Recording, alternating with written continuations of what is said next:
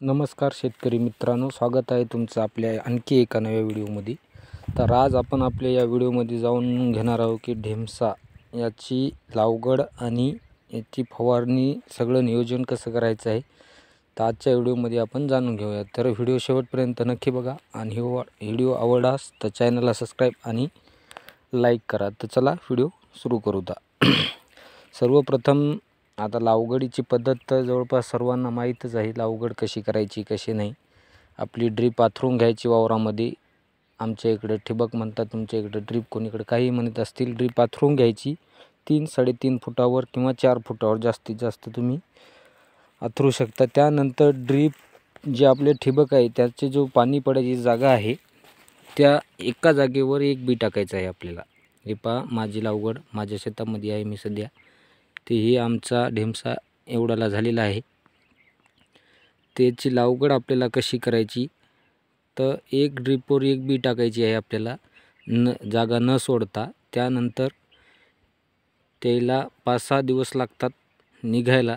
ढेमसा हा 6व्या-7व्या दिवशी दिसतो। दिसल्यानंतर मग आपल्याला एक बुरशीनाशक आणि एक कीटकनाशक याची एक फवारणी आवश्यक आहे निघाल्यानंतर, कारण की त्याला आळी वगैरे काही वगैरे लागू नये म्हणून।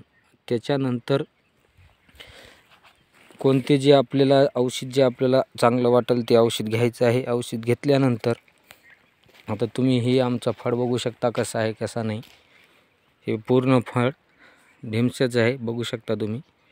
याला आणखी 15 दिवस लागतील माल चालू व्हायला। माल चालू झाल्यानंतर आणखी एक व्हिडिओ तुम्हाला आपल्या या चॅनलवर भेटेल। सध्या फुल अवस्थेमध्ये आहे, हे फुलं लागलेली आहेत तुम्ही बघू शकता। एक झाड तुम्हाला मी जवळ करून दाखवतो। हे झाड पहा तुम्ही, याला फुलं आलेली आहेत।